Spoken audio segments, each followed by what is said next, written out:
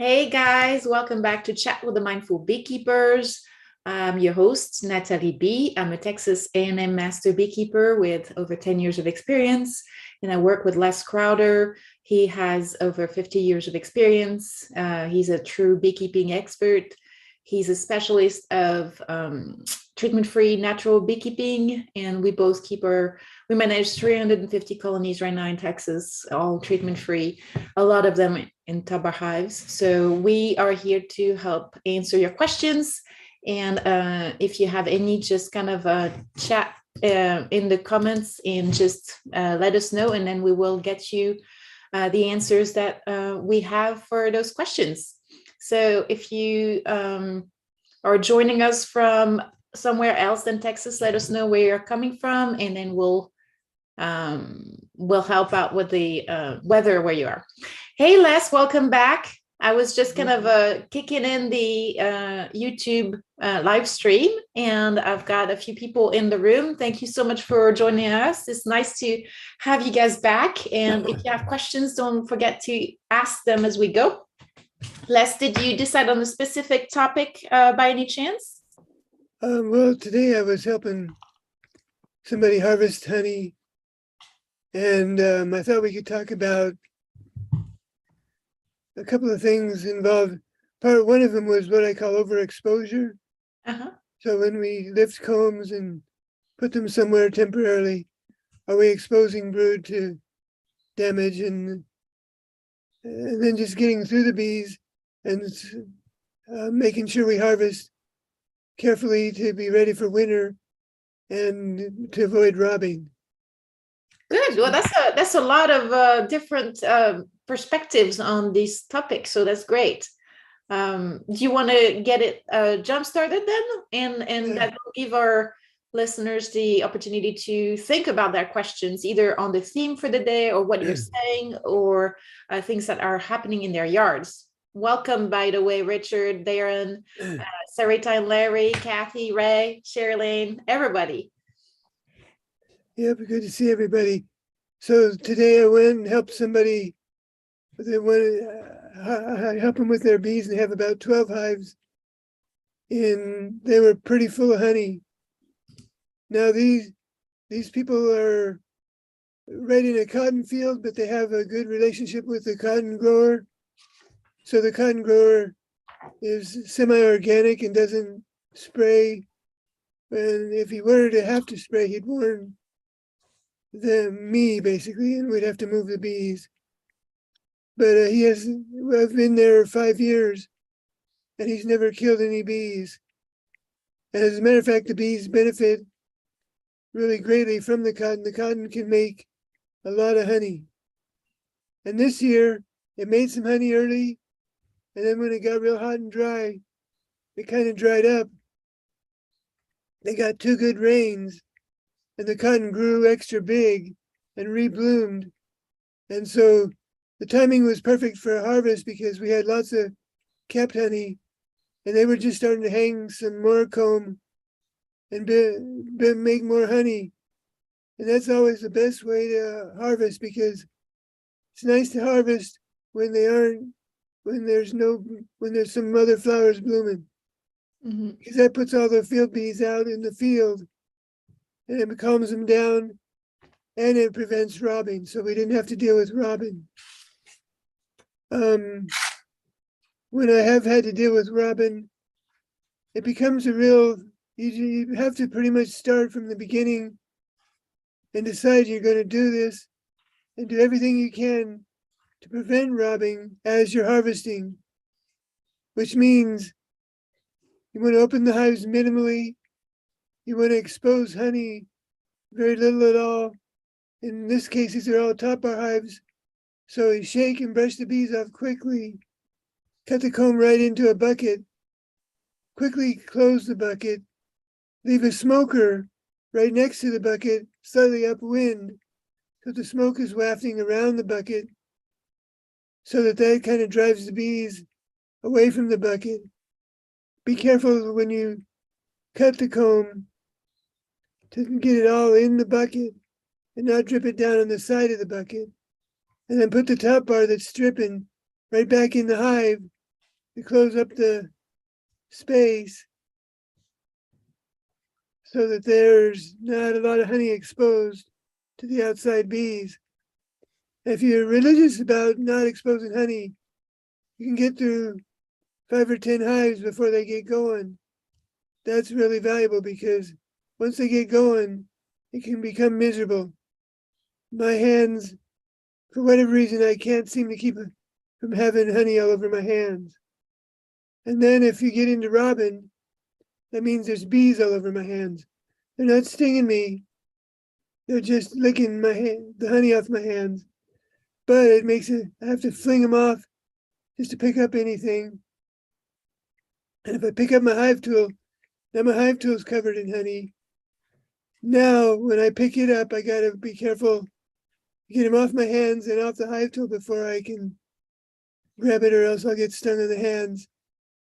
And gloves really don't help in that respect because they'll just be sticky with honey and still covered with bees. So the idea is to get through quickly and try to keep yourself as clean as possible.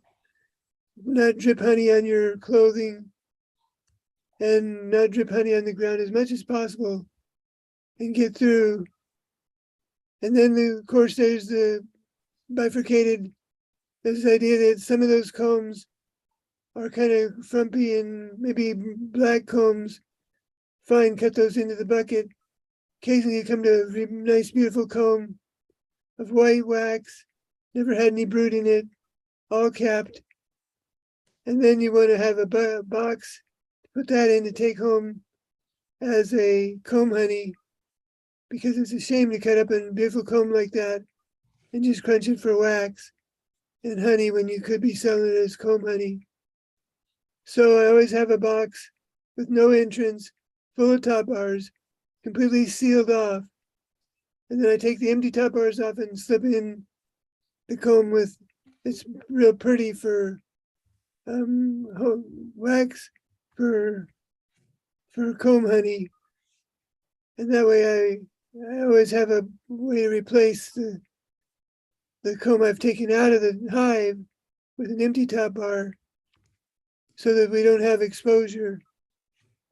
Now, keep in mind also that when you get to brood and you want to check the brood for the queen laying, we're getting into winter now, so I know Ralph's just getting into summer or spring, but we're getting into our winter. So we want to check the brood briefly, but we don't need to check very much. Just make sure there is some good, healthy brood. And remember not to expose the brood. Whenever you expose brood, you set it a comb somewhere by itself. That is, particularly with open brood, that brood is going to begin to suffer a little bit. It's going to begin to dry out or get cool or hot or whatever. It's less than ideal. And as soon as that happens, the brood is going to start emitting a smell like it's hungry, it's hot, it's cold, and that's going to upset the bees. So ideally, you keep the brood pretty connected. You put the combs right next to each other so they can at least contain the air between the two combs as much as possible. So Les, I want to say hi real quick to Ralph is joining us from Australia. It's good to have you back. It looks like a little chilly over there still. It's spring in Australia though. It is meant to be spring, but winter is hanging in there. So Spring has come up the memo. No, it's actually raining and cold out there today. So I'm still waiting for some warm weather so I can go look at my bees. All right, you must be chomping at the bit, right? Yes. And Les, before we move on, I wanted to say hi to Timothy. He's dialing in on YouTube from Japan. It's nice to have you back, my friend. Thank you for joining us. So go ahead, Les. I apologize for the interruption. That's okay. But the idea of overexposure, also exposing honey, then exposes honey to robber bees and wasps. And, today I had a lot of butterflies, morning cloaks. They smell honey and they come and lick the honey. They don't hurt anything. it's kind of fun to have them around in some ways. But there was quite a few. There's 5 or 6 of them constantly landing on my hands and licking honey off my hands. But that's no big deal. But when you start, if you have a hornet's nest nearby, it can become a problem. When you expose honey, they smell it, and then they start robbing. And the last thing you want to do is get robbing started. In New Mexico, I one time resorted to making a PVC little 6-foot in diameter tent that I covered with shade cloth. And I would take it and drop it over the hive I was working on, get inside it, and work through the bees. Shut the hive back up, lift the tent up, put it over the next hive, and work through the bees. Did it work? Did it help? It helped. But I had to have all the hives separated enough and not up on stands. And the bees pretty quickly figured out how to get under it if I left any space. And this was where they were real robbing real bad. Right. And I wound up, this was in October, and I wound up going to those bees like at 4 in the morning before the sun was up, and working through the bees as much as possible before the sun even came up, which has its own dangers and problems. But I would beat the bees to the robin. And once the sun came up, I'd work as far as I could. But robin can actually shut you down. It's a really becomes a terrible force.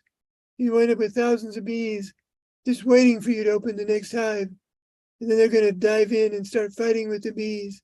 Mm-hmm. And it's just no fun for anybody. It's not fun for the hive you're opening, for you, or the robbers, I presume.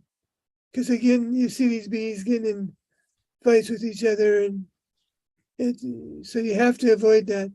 And then today it was perfect because we harvested the honey while they're still making a little bit of honey, and they weren't robbing at all. So we could be pretty sloppy and kind of slow.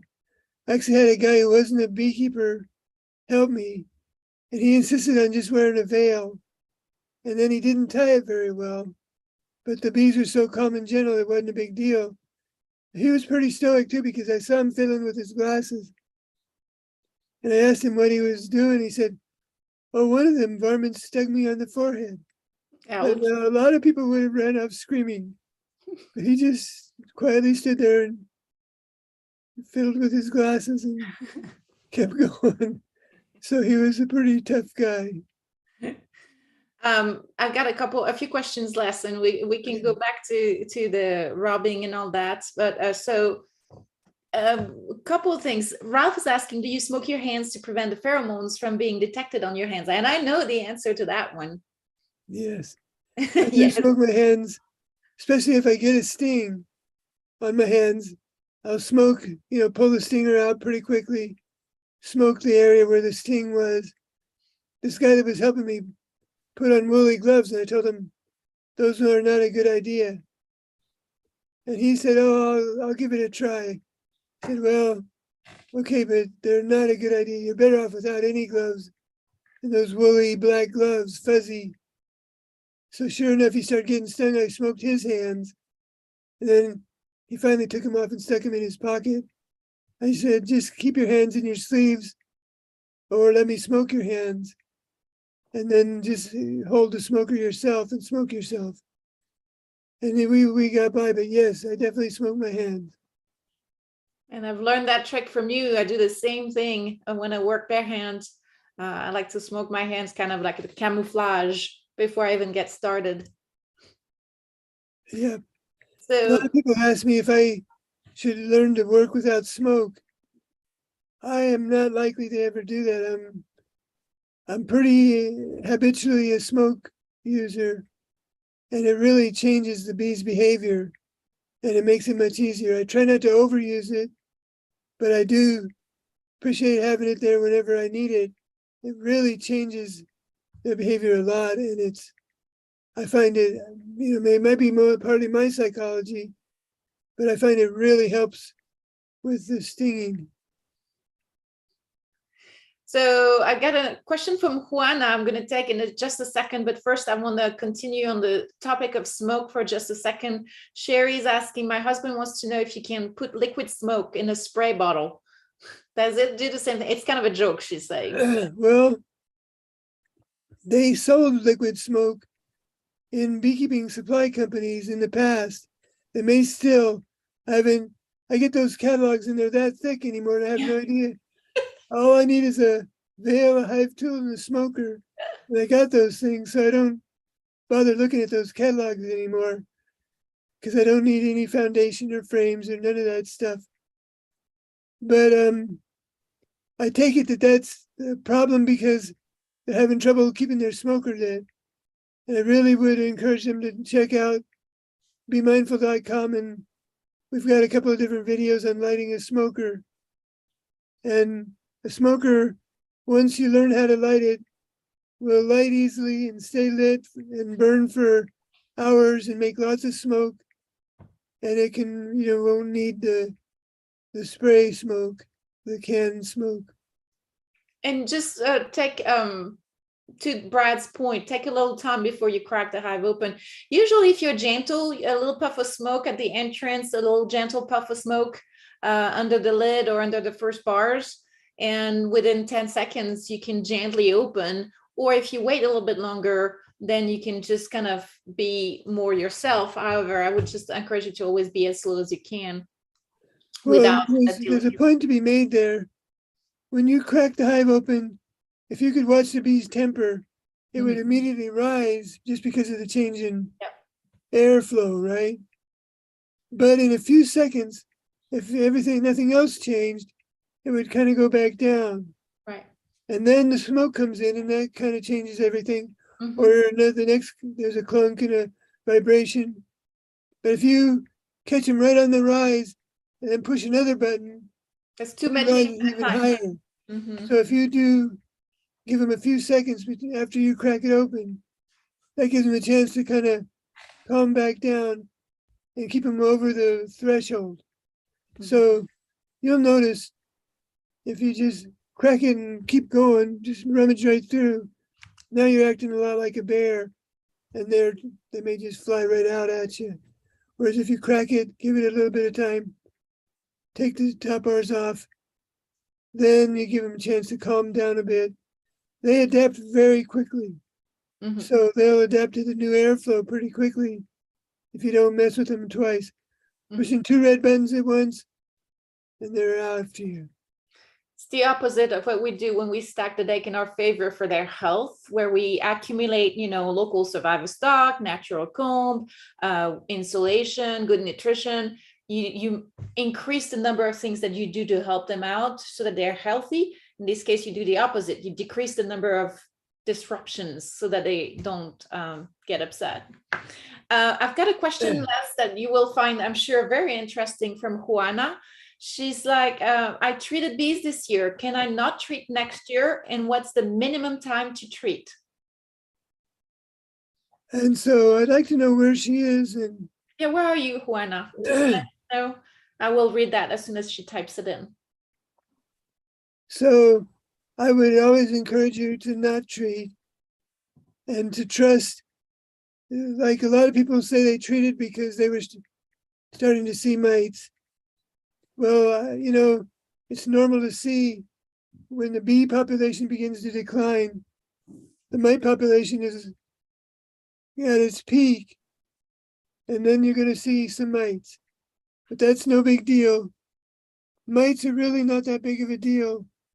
And a lot of the numbers they give us, they tell us, if you do a mite count, you should make sure and treat if it gets to a certain amount. Those numbers are very, very low. You can go way above those numbers and not treat. And if I'm not seeing just lots and lots of mites on the bees and lots of shriveled up wings, I wouldn't worry about it one bit. And pretty soon the mites are all going to become phoretic because the brood's going to pretty much go away, or very little brood. All the mites are going to come out on the bees and get groomed off. And more of the bees all over the world are getting mite resistant. And we just need to give them, have faith in them and trust that we don't need to treat for mites. And hopefully now, in the old days, they used to tell us you have to treat for foul brood. You have to give your bees antibiotic. And then now they're saying the same about mites. You have to give them mite treatments. But now suddenly you don't need to give them antibiotic. Whereas in the past, they used to tell us you did. So it's the same. It's becoming true for mite treatments. We can drop them and carefully watch the bees. And I bet you won't regret not treating. A little bit depends on where you got your bees. Because there are fairly miticide dependent bees in the world that have been treated. And if they've got a chance to requeen themselves, they've swarmed and the daughter's taken over and mated with local bees. They're very mite resistant. Now in Australia, they're just going to get started on mite resistance. I haven't kept up with what's going on in Australia. Hopefully the expansion of the mites has stopped and the destruction of all the bees has stopped. But they'll have to be working on, and Australia could be working on mite resistance now,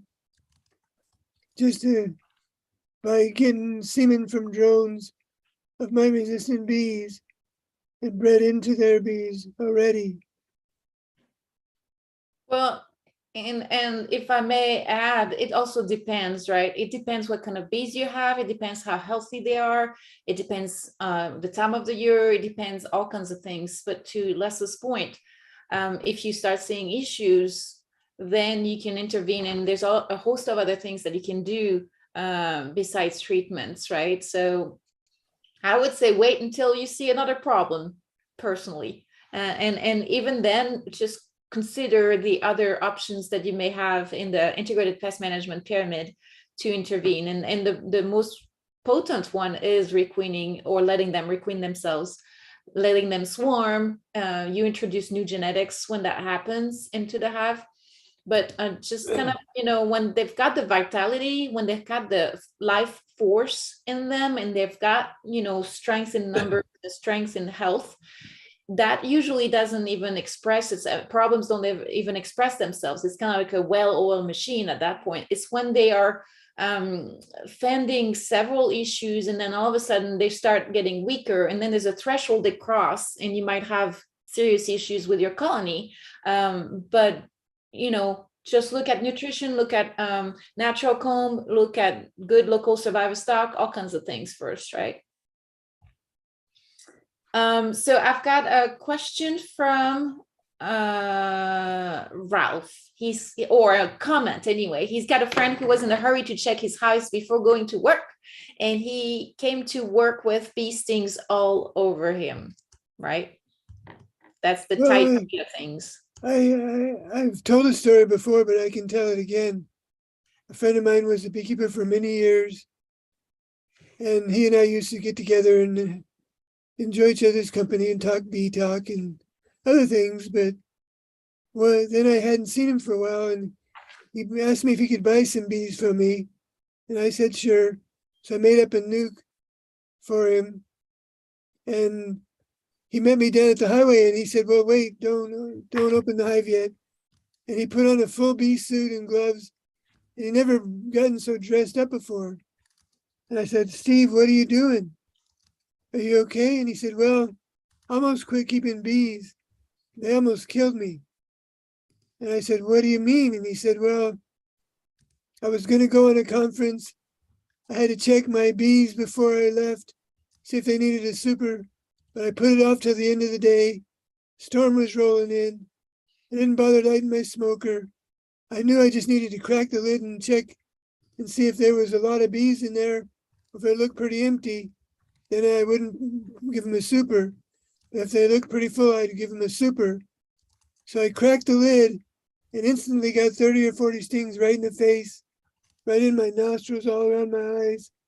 I fell backward, more and more stings all over my body, and I went unconscious.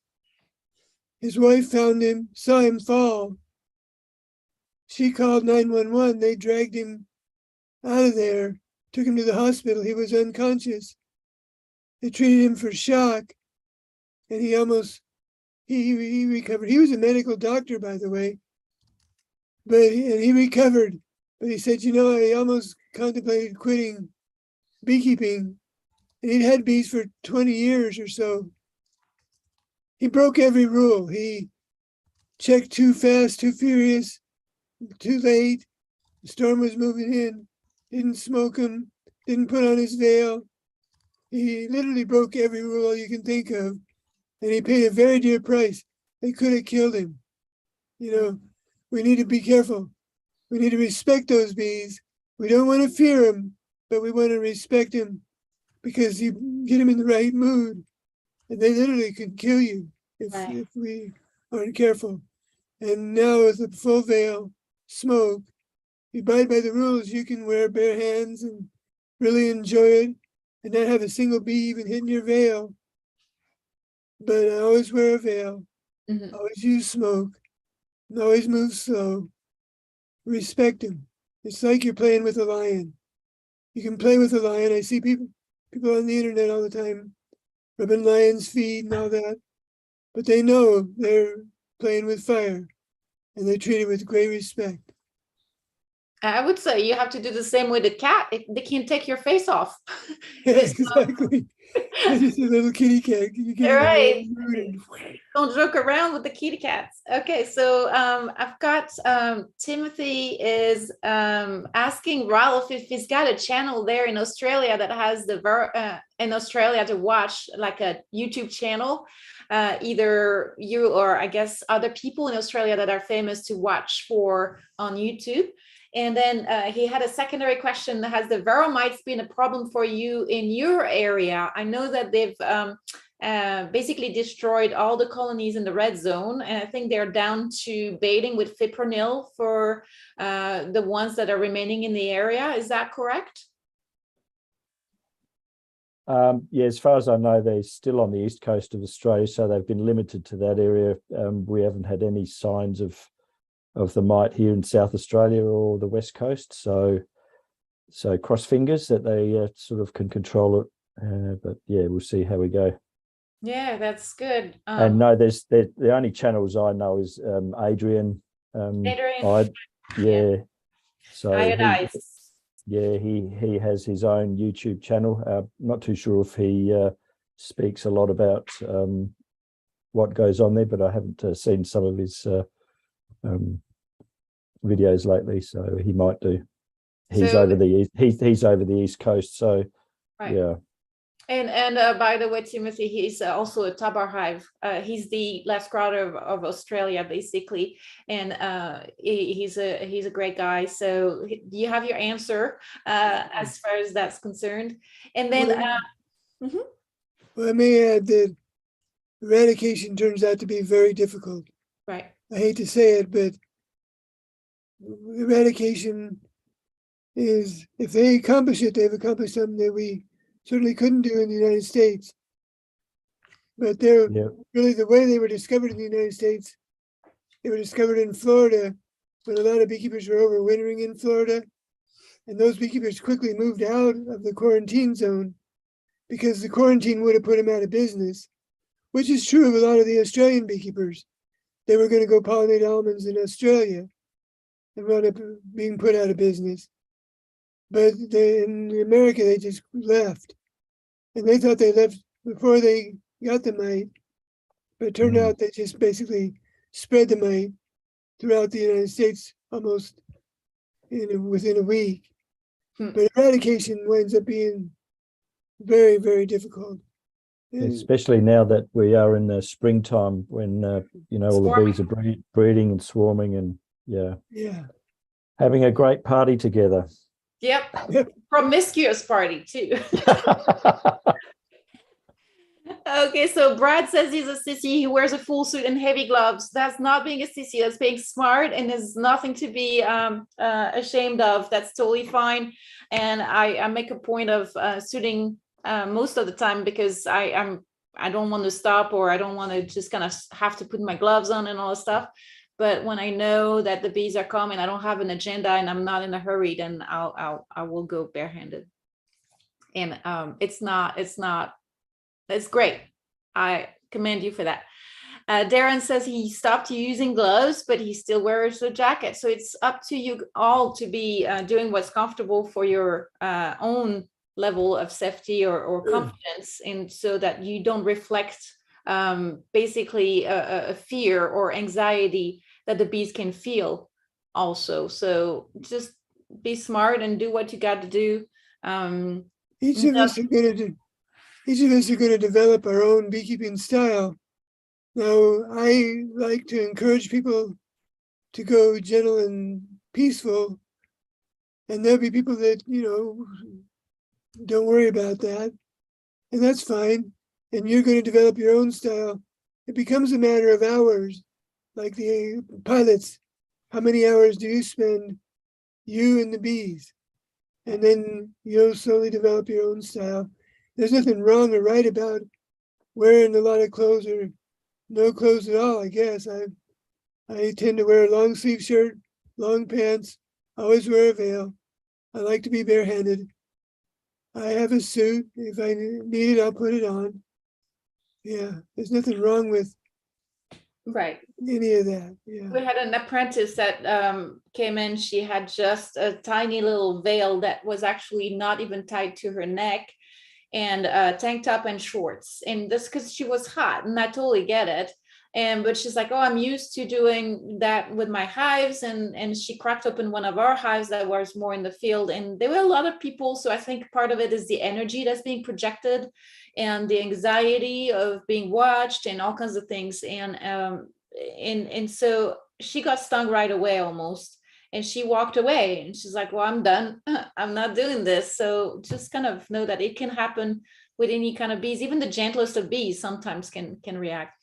Deborah is in Western North Carolina. That's where Juana, who was asking about treatment, is as well. And Deborah's asking, well, first she's saying she doesn't like the gloves, but her current hive is spicy, so she had to go back to wearing the gloves. So be adaptable. But she wants to know about the natural beekeeping certification, the 101, 202, and 303 less. And that's a 3-hour class, and it's usually the first Saturday of the month, but we're getting into the colder months, so you might have to wait until the spring before we resume those. And yes, it does come with a beautiful certificate, actually, if I may say so. And then Timothy, oh yes, Monty at Suburban Sawduster was asking if we would be at the Hive Life in January. That's the Cameron Reynolds and co, and Bob Beanies and all that. So I think that personally, what I said is it's more probably targeted to commercial beekeepers, and 95% of us are actually backyard beekeepers. So those techniques might not really fit. And honestly, a lot of it talks about treatments and things like that. So I'm not sure I'm personally interested. What's your take on that, Les? Are you interested in the commercial beekeeping conference? I've been to some, and I asked one time when they invited me to speak at one, I said, why are you interested in top bar hives? I'm just curious, because most of these people had a couple of thousand hives or 10,000 hives. And they said, well, to tell you the truth, it was our wives was interested in them. But in the end, we did peel away some converts, you might say, but it's not a good fit in a lot of ways. We're more interested in the smaller scale. I've had a few hundred top bar hives, and we're now dealing with a few hundred top bar hives here in Central Texas. But we're not really dealing with honey production or pollination so much, and I'm not sure it's a good fit for us. Mostly pollination. Well, remember the comments you made about the catalogs, the beekeeping catalogs that are like thick and filled with gadgets and toys and expensive things that they're trying to sell you. Brad's been there, by the way. He went to the Hive Life last year. I think that was the first conference of its sort. And he's going back this year for the second time. And Deborah said, she's the one who said, Hive Life seemed mostly to be selling stuff. So again, commercial beekeeping, selling stuff to people. So if you like to buy gadgets for your beekeeping, then by all means, that's probably a super duper way to go and look at a bunch of things. But if you're more interested in simplicity, frugal beekeeping, and just kind of being in tune with the bees instead of trying to kind of like tinker with them at the center of your experiments, then it's something to consider. He was thinking that it might be able to he's saying he was thinking that he might be able to meet the great Les Crowder and Nathalie B in person, then he would be more motivated to go.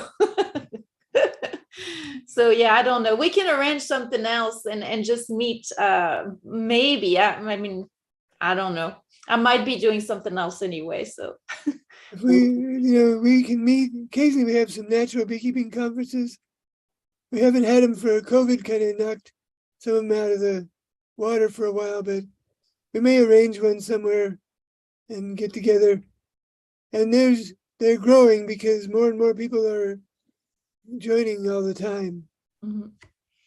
We were trying to organize a trip and it's kind of not working out for this season, but gathering beekeepers in Jamaica, including some of the heavy hitters of natural beekeeping, actually. So we'll talk more about that as we try to develop that.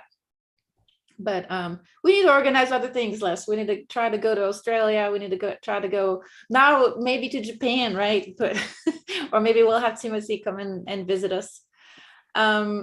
Let me see if I've got other. Oh yeah, Brad said there were some interesting topics at Hive Life and some good side conversations with other beekeeping. So the one good thing about any bee schools is the networking, right? And then he said that free hive tools. Juana says, I have on each hive 2 deeps and 1 super full of honey. Should I feed the hives? And then she's also bought bee cozies to keep them warm during the winter. And should she put them on in January and February when it's coldest in North Carolina, Les? Well, when I worked for a commercial beekeeper in New Mexico, we insulated the hives in the northern part of the state. We didn't insulate them in the southern. But I understand you do have pretty cold winters, and you might be in more of the mountains, I'm not sure, where you get cold winters, and really a Langstroth box is not very well insulated. So I would go ahead and put them on anytime now. If you've got some kind of insulation device, we used to wrap, it was cardboard coated with plastic, and we'd stuff it with hay. So there was about 3 inches all the way around all the Langstroth hives full of hay. And they could have an entrance, we opened the hole for the entrance so the bees could come and go. And we did that to all the bees in the northern part of the state because it was so cold that it could really impact the bees getting through winter. And as there was a study done at Melbourne in Australia, where they looked at the hive types, and they came to the conclusion that the Langstroth hive with 3/4 inch sides tended to be pretty drafty, and it was a pretty miserable hive, really, for cold and warm weather. So I would encourage you, go ahead and put them on. And we're in October, so it's time to put them on now. As far as feeding them, if they're pretty full of honey, I'd probably take the top super off, but it's up to your local beekeepers how they keep bees in your area. But I wouldn't feed them if they're pretty heavy. If there's a lot of honey in those 2 deeps, they should be fine. Most beekeepers in the United States with 2 deeps, even in the far north, get through the winter just fine.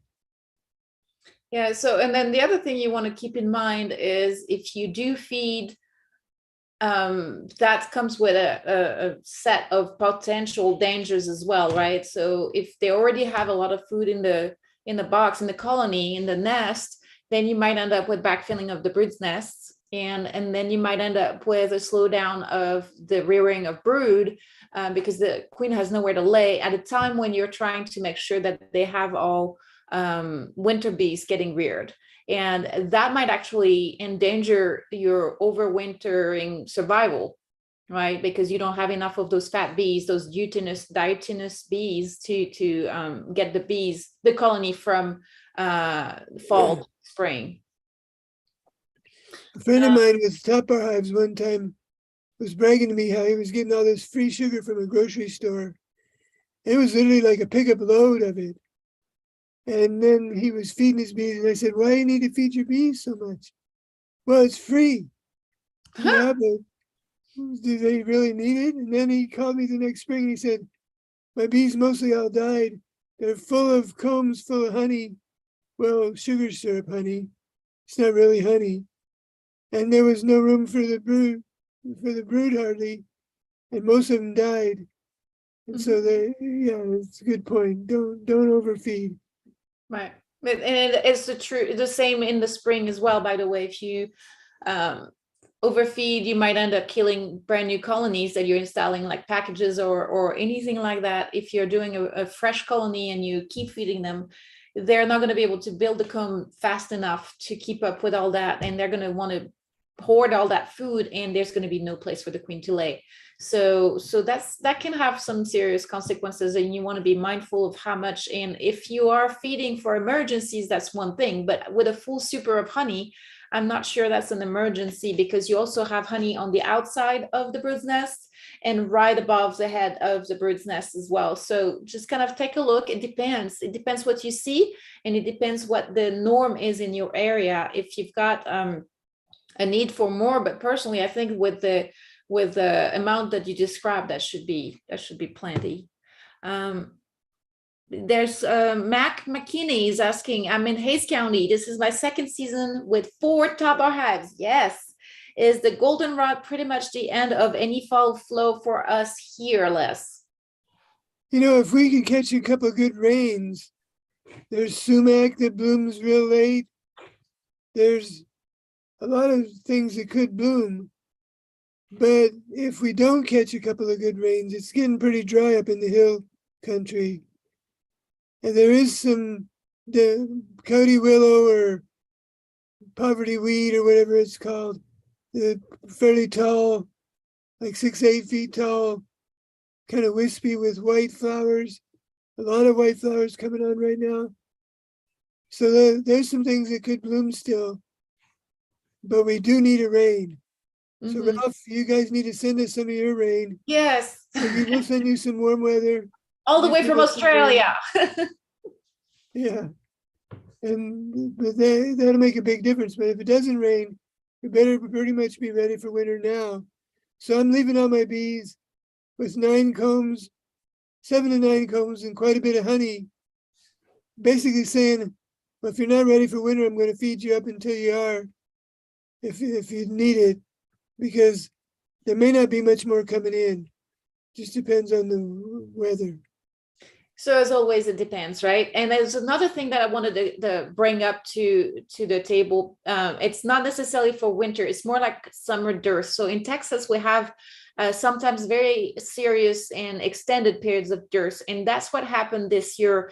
We ended up with a very intense contraction of the bird's nests, and the population actually decreased quite a bit to the minimum.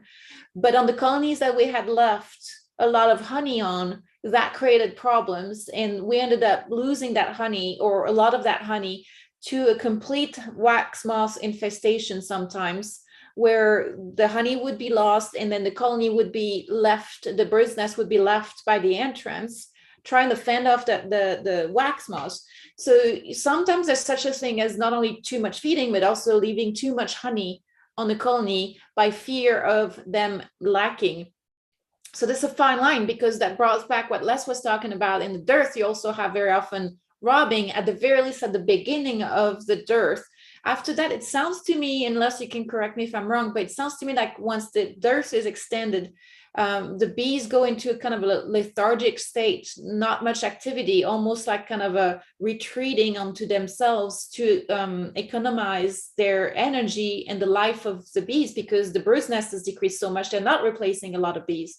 So we want to be very careful what we do depending on the season and the circumstances outside, what's going on with the temperatures, but also what's going on with nutrition. And so we need to be aware of when you need a bee pulling honey, maybe freezing it so that you can give it back in the fall if there's not enough nectar flow for them. In Texas, we have those two nectar flows, right? We have the big, large, explosive spring nectar flow that kind of tends to be shorter in time. Then we have a gentler, sometimes more extended fall flow, secondary, right? So you kind of have to kind of play and be aware of what's going on in your vegetation and your flow, your flowering. Do you have any comments on that, Les? Well, the weather makes a big difference, and catching rains, not too much rain. Rain can be a problem. Rain can be good. Rain is a problem if it washes all the flowers out day after day after day. But if it makes more flowers bloom, some trees like sumac will bloom after a rain. The Texas sage will bloom after a rain. So it really depends on the weather. And that can be pretty microclimate. It might rain here and not rain 10 miles away or whatever. So you got to just get out and watch your bees. Yeah. See what they're doing. And then in central Texas where we are, there's usually a bit of forage, at least pollen, throughout the year. And in winter, we tend to have like rosemary and all that stuff as well, and very early on agarita and dandelions. But so there's not what stops them in the winter is mostly the cold, right? Rather than the lack of forage, but it does get slow. Sherry says in Hays County, they are about to get Havana snake root blooms all over on their property, and that they love that. What you can do to help them out, by the way, always is plant trees that are good for the bees, plant bushes that are good for the bees and the other pollinators. The wildflowers are great, but they're not as efficient. We have a plant list in for the Texas pollinators, including the bees, especially on our website at bee-mindful.com. So look up under resources and find that and see if you can plant some of those trees and bushes for the entire season. Well, that's an interesting, I'm not familiar with that Havana, that plant, but Snake root, yeah. Snake root, I'll try to look it up. Yeah, we'll do that. That sounds like interesting as well, especially if they love it. Deborah says, asking, do you have any thoughts on the wooden entrance reducers orientation? I have the small entrance, for the Langstroth. I have the small entrance, but should the open side be up or down? I think personally, I would put it, it's a catch-22, right? If you put it down, they can just push the dead bees out.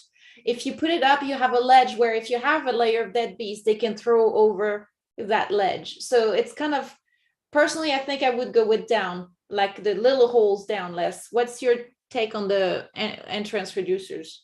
I've always put them down, but it could go either way, like you say.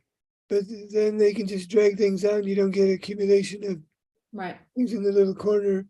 But I don't think it makes, it's just not even half an inch of difference. Right. You can experiment with it and see. I'm pretty pro top bar anyway. I have been restricting entrances.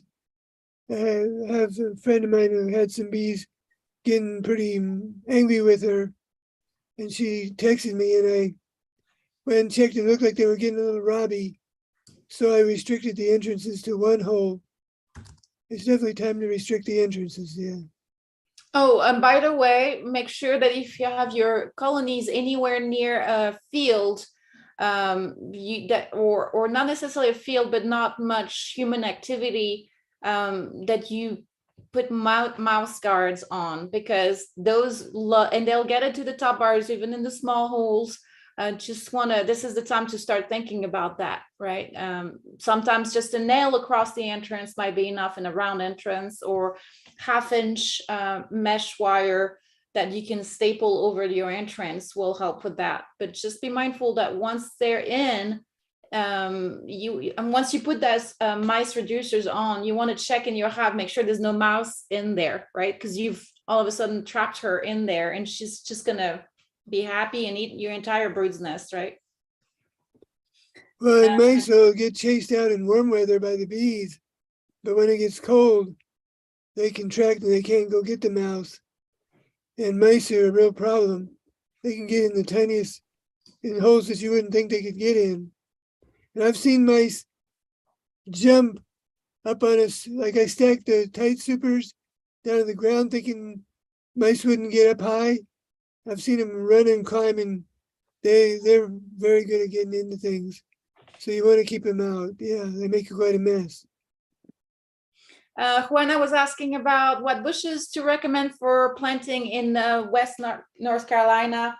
I would say go to ask around your gardens, you natural gardeners and things like that. But potentially Vitex would probably grow over there. A lot of the bushes that we have on that list for ourselves is pertaining to Texas, like Texas sage, Mexican honeysuckle, Mexican heather, things like that. But like the skullcaps, the mimosa bush, the bee brush, I think the bee balm, American beautyberry, all this stuff, the white mist flower, all that stuff's probably going to do really well just about anywhere. Sumac, I don't know if it does well over there. Rosemary. Sumacs. And there's also just your maple trees, and then locust trees. And linden trees. I've had a friend named Deborah, as a matter of fact, in North Carolina for years, that I've corresponded and gone and visited her and helped with her bees. And they have, you have the, you have quite a few different trees there. And trees are really wonderful. But the black locust tree is a pretty tough one that just makes huge clusters of blossoms. So look into your big trees and get, I may see if Deborah, I'll check, I'll see if she wants me to put her name on Facebook. They've had a beekeeping group, a natural beekeeping group in North Carolina for quite a few years. And she's pretty familiar with the vegetation of North Carolina. So it's all very local. So for Ralph or Timothy, who are in different parts of the world, for example, just kind of be familiar with what blooms and what's good for your pollinators. Talk to your gardeners in the area. But trees are like an acre in the sky, right? So that's why they might take longer to grow, but they're going to be more bang for your buck in the end. So again, in the US, things like American elms, American linden. Yeah, linden. All the redbuds, the persimmons. I've been told I don't say it right. So the Yopon holly, all this stuff, the catalpas, all these things, that's going to be really helpful in most parts of the United States. It might be a little bit different in Australia. I think maybe eucalyptus might do some flowering, but I'm not familiar with that area. Yeah, eucalyptus, they can flower just about all year round, depending on what species. Wintertime, we have many eucalypts flowering. Bees love it. Good. So it's really good. Sorry. Very good. Well, thank you for confirming that. Let me see if I've got questions on Zoom. I'm not on there. And no, not right now. And then I've got Mac is saying potential topic I'd love to hear more about in a future session. So we'll do that hopefully soon. Requeening when you want the bees to raise their own queen, not purchase queens. It's a good topic. Looking for something to help him understand the steps to use a resource hive to requeen, so I don't necessarily lose 4 to 6 weeks in the spring. So maybe we can talk next time less about having basically mating nukes and holding queens for small backyard operations. What do you think? Yeah, that'd be a great subject for, we can work on that for next week. and it might even take a couple of weeks on it because it's a great. I used to have a boss when I worked for a commercial beekeeper that would keep nukes, and we'd come to a laying worker or some kind of problem hive, we just nuke it. We said we just requeen it with a nuke, Right. and it's a good surefire way to get the hive back on its feet again.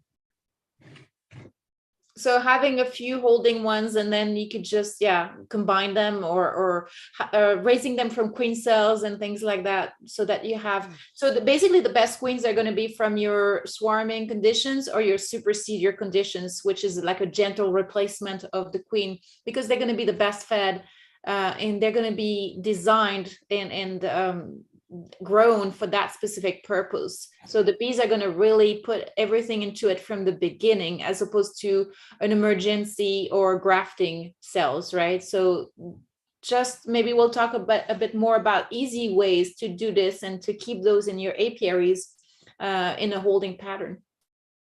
Yeah. Very good. Deborah's mentioned that the Xerces Society has a website. It's called xerces.org. And maybe I'm not saying it right. It's XERCES.org for the American planting anyway. They've got very specific lists based on the regions where you're at. So you might want to start there as well. Thank you for that tip, Deborah, by the way.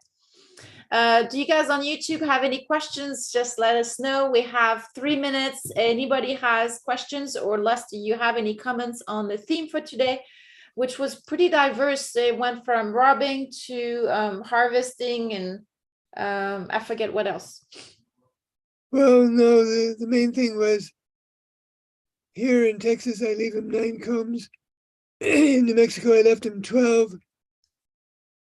If you go into longer winters, you might leave them more, but always leave your bees plenty of honey. Don't be greedy. It's terrible to have to get into feeding them sugar, taking the honey and then feeding them sugar syrup. Mm-hmm. It's a lot easier on it's less labor, and it's better for the bees to have plenty of honey. And then I did a little bit of equalizing today. I had a couple of hives that had quite a bit of honey, and some hives that were short. So I gave the hives that were short a comb. It may be a communist idea or whatever, but we're kind of taking from those who they did all the work, and you're giving their hard, earned honey to the other guys.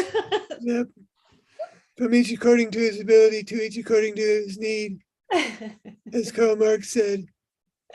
But well, it's like the story of the ant and the cicada, the French poem, right? There's one that's just working, and then the one that's singing all summer, and then all of a sudden, what's she going to do during winter when the other one was working all summer? right. Yeah, so there's wisdom there in the animal kingdom. But we just want to, at this point, make sure they're got enough honey. I don't worry about pollen. I don't try to measure. Well, I just completely don't worry about pollen, because they always store enough of that. And then pretty soon we're going to be leaving them alone quite a bit more. There'll be a lot less to do. You just got to make sure that they have what they need to get through till about February here. In February we get cranked up again. But there's not much to do. And just watch for the robbing.